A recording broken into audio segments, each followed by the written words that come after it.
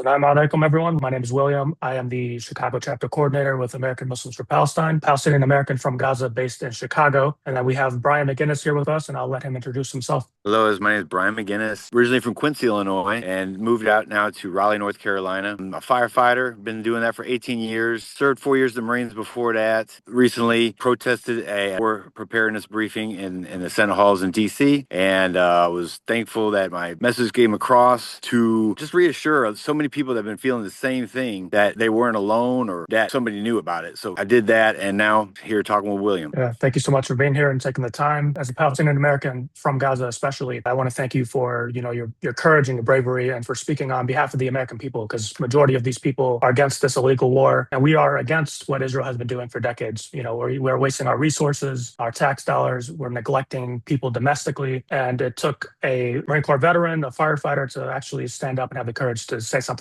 in a Senate hearing. So thank you so much. Oh, thank you. I mean, I know how they're feeling. The majority of Americans who haven't woke up to the suffering of the Palestinians. I myself did not know for the majority of my life. And that's why I'm coming out so hard, because I know exactly where my fellow Americans are, my friends, my colleagues at fire station, everybody I'm around. They just don't know. And so I do, and that's why I'm telling them so hard. And so, yeah, man, that's it. Yeah, we appreciate that. Thank you so much. So I'm going to walk us through a quick roadmap of how the discussion will go. So we have basically a couple main themes. So we're going to have Brian talk about his background a little more, his personal journey. He's going to walk us through what happened in the Senate hearing. He's also going to touch on U.S. foreign policy, the war, accountability, and he's also running for office. He'll touch more on that later and his political vision. And then we're going to end with a call to action. So, Brian, can you walk us through your journey from serving in the military to becoming basically openly critical of U.S. foreign policy? Yeah, served in the Marine Corps for 2000, 2004. Our unit got deployed to Iraq in the very initial invasion aspect of it in 2003. And we operated LAVs, and that's a tank with wheels with the main gun on top. I was a gun operator. So we were on high edge. This was a combat scenario. And so anyway, I was just full-hearted into all my training, carrying out my orders in Iraq. And what we did was escort supply trains, trucks full of, all kinds of supplies towards Baghdad. And so on our way there, we had encounters, small arms fire from cities that we would drive through. And, that was intense, and there was firing back and forth. That was the kind of scenario we had. And so I had that in my Marine Corps experience. And that was hard to process throughout the rest of my life, which was going to college for a little bit and then joining the fire department. Throughout those years, I stayed very active with exercise and actually did a lot of amateur MMA. And it really gave me a lot of focus and outlets, because there's a lot of, I think, confusion and pain and evil, or like not evil, but rage inside me. So I had those outlets to do. And then throughout the years, I met my wife, my now wife, Hanadi Ali, American Palestinian. Through her and through my love for her, I cared about her family and her experience and felt the pain that she has come from. And so that's where I've come full circle to seeing as being an oppressor in Iraq to now seeing it as the oppressed through my wife's eyes. That's why I'm just trying to just share what I know to everybody I know and help them understand that there's bad things happening. There's evil things happening. People are dying and children are dying, and it's not justified, even though people have been told they are. That's kind of my story, where I came from, then to now. Was there a specific moment or realization that shifted your perspective? Would you say that was meeting your wife, or did you have anything happen beforehand? There's two times. When I found out my mother-in-law would be harassed by the IDF when she would go to visit her grandma. They're from Albira. Just the idea of my mom, there's no in-law here. She's my mom now. And her being roughly treated by the IDF soldiers was the first thing that made me really dig in and be like, wow, this is not right. And then when October 7th happened, and then the rumors or lies of 40 beheaded babies started getting talked about at my fire station. As you can tell, people were starting to buy into this and thinking, oh my gosh.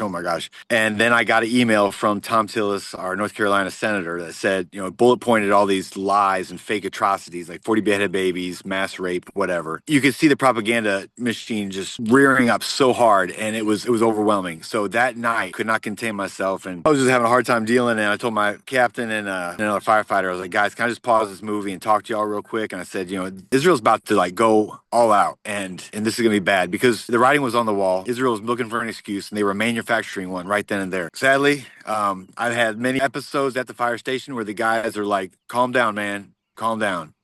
But they're there for me. They hear me. They understand to a certain extent, but still, they just don't understand all the way. But that's what turned me up when October 7th happened and the lies started coming out. That's what turned me up to knowing Israel was going to go all in. What did it cost you personally to speak out? Well, I disconnected from my brother and my mom and some longtime friends because they just abruptly carried the narrative like, do you condemn Hamas? Or just were acting so oblivious that I could not stay with them or I used to.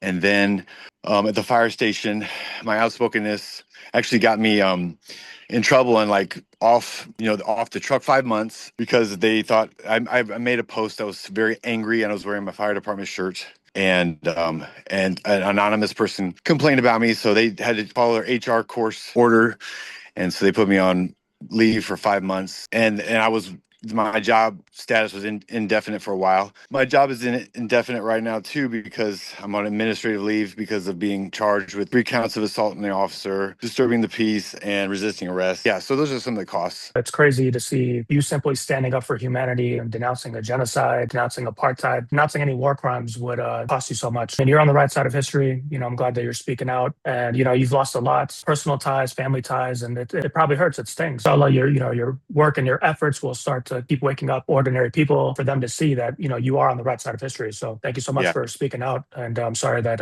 you had to go through what you did. Yeah. And my mom and my brother, we've come back together, and they're actually really learning a lot more now. So I forgot to mention that. I'm glad to hear that, man. That's awesome. It's good to stay with the family, and it's good that you're teaching them more as well, especially through lived experience through your wife and her family. So now I want to talk a little bit about the Senate hearing. But before I do that, actually, I've lost many jobs even before October 7th for my activism. I'm Palestinian. I'm from Gaza. I used to live in Gaza. And before we were in the news, they've been doing this to us for over 78 years now. Like, I've been an activist. I can feel like I've lost friends, I've lost jobs, I've lost opportunities, but like I don't care about any of that because I only fear God. You know what I mean? So like I'm not gonna bury the truth for comfort. So I do respect seeing other people do that as well. I never understood that term. Like I only fear God only until you said it. That was amazing.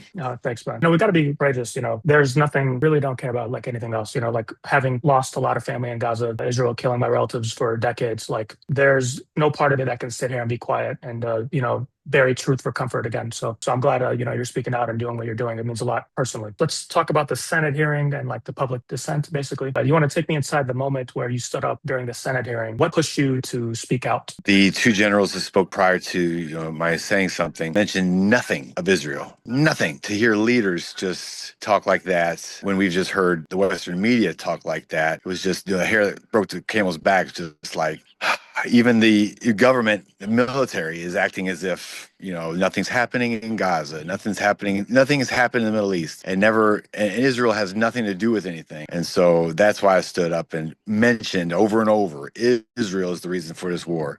We do not want to fight for Israel. And it just all came out trying to mention Israel because they wouldn't. And it was so apparent. It was that the emperor's not wearing any clothes moment. Have you heard that book? It's like these people, makes this fake stuff that's invisible silk. Only smart people can see it. And then they put it on the emperor, and the emperor doesn't want to act stupid. So he says, I can see it. And then he wears it all around, and everybody's too scared to tell him he's naked until a little kid sees him and says, the emperor has no clothes. So it's the same thing. Like everybody knows Israel's behind this. Everybody knows America's doing this for Israel. The Epstein files, all this, but nobody's going to say it. So I just had to say it. Yeah, again, thank you so much for being courageous enough to do that. We need more people to do that as well because everyone knows it is because of Israel, like you just mentioned. So we're getting dragged into wars for Israel, and they don't want to send any troops on the ground. They want us to fight their wars. It's all garbage, and they want Americans to be killed for their benefit. Yes, and Israel has killed so many innocent people. That has to be accounted. So if we can't even mention them in this war preparedness briefing, how much further are we to get to them actually being held accountable for what they've done? That's what we need to reach. They have to be held accountable, and they put on such a defense or such an offense that you can't ever slow them down to just sit them down and say, look, what you're doing, it's wrong. Stop.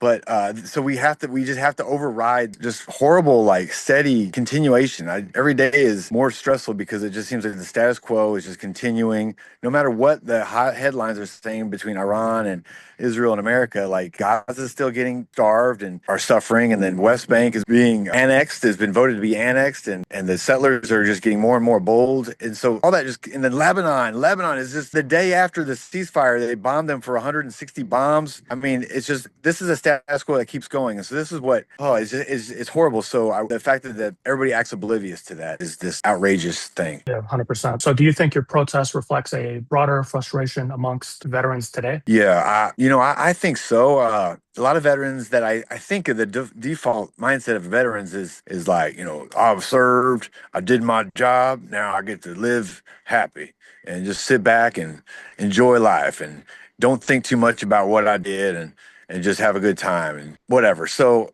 I think that's how most veterans think, but hopefully this is like shaking them and waking them up and saying, "Look, man, you want other people to die, and what do you think the wars you like the Iraq war I was a part of is there's weapons of mass destruction was the whole reason, and Iraq had nothing to do with the Twin Towers, yet we went and devastated their country killed 1 million people, Iraqis, man, 1 million people.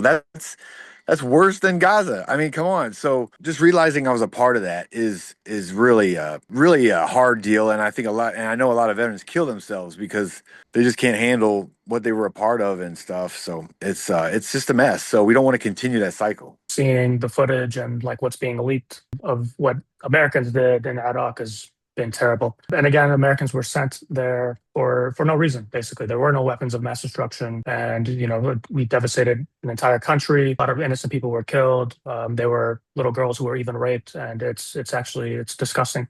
It's terrible to even think about. On that topic of U.S. foreign policy, war, accountability, from your perspective, how is U.S. foreign policy failing both Americans and people abroad? So many ways. Foreign policy is built on raw military power, and that makes no friends. This, I don't know what our point is. It just, and we've been practicing a global policy of full spectrum dominance, and America wants to be the leader in all aspects of the world. Communication, internet, satellites in space, military, and so they just had this over and then so it's such a powerful country to be utilized for such bullying tactics and it just it's foreign policy is too bullish, but we need to settle into international law. It's already been established since World War II. Just follow that, and then practice diplomacy and respect human rights. I wanted to ask you about Israel, basically. So, why do you think criticism of Israel is treated as politically risky or off limits in many spaces? Just because of the mental image or stigma they added to or have given to anti-Semitism or hating Jews. It's been just a really interesting job they've done to gaslight people into not being able to criticize Israel and Jews and things like that. And let me make myself clear: I'm never criticizing Jews. I'm criticizing the state of Israel and those who support it, which are Zionists. And then there's more Christian Zionists than there are Jewish Zionists. So there's no reason I really love Jews because they are the most valuable voice when they stand up against the state of Israel themselves. So I love Jews, and I'm all against Zionists, and I just think they've done such a job of using anti-Semitism. So it's a weird mental thing, but it's starting to crumble. People are starting to see past it, and so I think that's a good thing. Yeah. It shouldn't be risky to criticize anyone or anything. I can critique Donald Trump all day. He's my president, right? Unfortunately, he's the United States president. I can say F Trump, Trump sucks, this, that about Trump. But the second I critique Israel or Zionists, Jewish Zionists, there's more consequences. It makes you wonder, like, what the hell is really going on? I know you talked about, like, your personal connection to the Palestinian family, your wife's family. How has that shaped your understanding of the issue? It's greatly helped me because, there's nothing more important in life than family. And Annie's family is my family, my wife, and my family's her family. And there's a lot of, differences there, and seeing life through Hanai's family. I'll just share this really off the cuff, weird life experiences. My wife's mother has lots of friends, and their families all come together, and her friends' daughters is mentally disabled.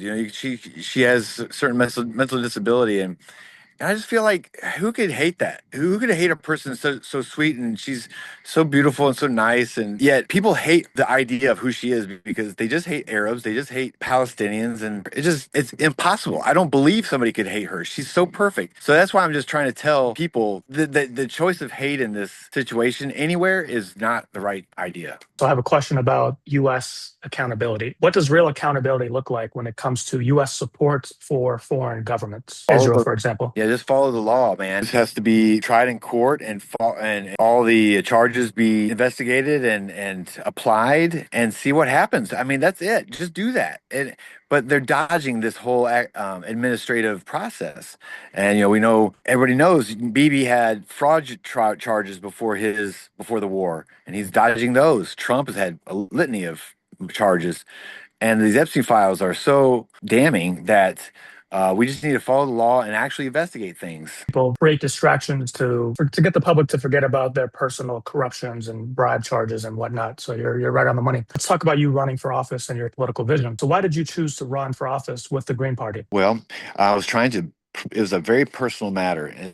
I was trying to pivot my sadness and depression and pain into action. I said, I can sit around here and just, watch these videos, cry and be sad and donate and do activism and stuff, which is all fantastic, or just jump in and get politically active. And we had the Green Party in North Carolina, and they were was achieved through Matt Ho, who ran for Senate here in North Carolina in 2022. And I said, okay, I'll run for Senate. It'll take my mind in a weird way away from feeling sad into learning about politics and learning about all this stuff. So that here I am. What are you hoping to challenge or change through your campaign? I'm hoping to win, and I hope that I have a really good campaign. I really do, and it's gonna knock North Carolina's socks off. I'm telling you, I'm gonna give Roy Cooper and Mike Watley a real. Apparently, I already know that Roy Cooper is receiving the majority of APAC money, and he has lots of other side donations. He's got millions of dollars because we've seen his advertising payments, and it's just outrageous. And he pays $25,000 for an ad a month. He's got multiple of those. And all those are just asking for more contributions. So yeah, I'll give you my insights of what I've learned about the government, the election machine. That's a lot of money going into Facebook ads and whatever. We don't have close to that, but anyway, I want to beat those guys. And then my campaign, I want to bring up issues that they might not. I mean, I'm definitely going to represent Palestine. I'm going to represent abolish ICE. And those are some hard lines to make against these opponents. Reparations for the Black community in North Carolina. I think we can handle it as a state. Definitely, if we take all the money we give to Israel and bring it back to the states, we have funds for all kinds of great public concerns. Crazy that we have like infrastructure problems. We have like $39 trillion in debt as a country. We have people lacking healthcare, education, but we're sending billions to Israel every damn year. That doesn't make sense to me at all. That's like me and like my house, like I need fixtures and my house is fucked up, but my neighbor's asking me for, some money and I give him money. Like it doesn't make sense. Like hopefully people will wake up and we need more people like you running and spreading the word. Yeah, I do think they've just hijacked our government because of its democratic style or whatever. And they just put their minds together and said, hey, if we just vote everybody in and buy everybody off and keep our policies rolling, this is a way we can do it. And they've been doing that since JFK, and they're pushing right now. And I think the internet was catching up to them. They had some type of squeeze that made them go now, or it was Al-Aqsa flood that just initiated this. And it's off to the races. We really have to stop them. Yes, 100% agree. They did hijack our government. It's crazy, like not even just the federal level, but if you look state and local, they're there as well. They're in everyone's pockets. They're bribing everyone. They're blackmailing everyone. It's ridiculous. Yeah. I was listening to a podcast that just randomly. I never listen to podcasts. I just found one and put it on, and it talked about how the Jewish population in Chicago takes over school districts in a very systematic way. And I mean, this is totally random, and it was so tough. And the last quote really struck me, and I'm just repeating the quote of this podcast, that it was a woman in the neighborhood that says, every Friday we got to come in and turn off their lights because they can't move or do technology or something during a certain part of their year because of their religion. And she said, yeah, I go over there and do that for them. but I just get the feeling they'd never lift a finger for me.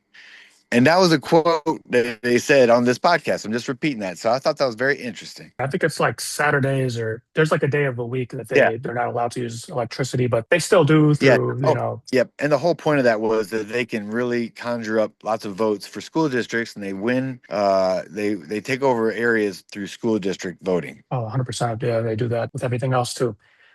So what's your message to Americans who feel uneasy about where things are headed but aren't speaking up? Trust your gut. Do what you can. Go to a protest. I know they're scary at first, but if you meet some people, you'll realize quickly they're just concerned, very empathetic, and very smart people that have solid concerns about other humans. And it's a great community to be a part of. So don't be scared to go in a protest, or just do anything that you can. Whatever your skill is, just do what you can. Trust your gut. We all know we have to fight to save our own country here. So just do what you can in your own small little way. Just being aware is enough too. Awesome. Thank you so much. This is Brian McGinnis, veteran, Marine Corps veteran, firefighter based in Raleigh, North Carolina, running for the Senate with the Green Party. I want to thank you for your time. Again, thank you for your courage and for spreading the word, especially, again, being from Palestine, being from Gaza. It means a lot to see other people, non-Palestinians, speaking up. And not even just for me, just for ordinary Americans as well. So I think you have the message everyone needs to hear. And I hope your arm is a lot better, because we saw that they broke your forearm. And we're wishing you success and good luck. William, you're the man. We're with you. Thank you so much. I appreciate you, brother.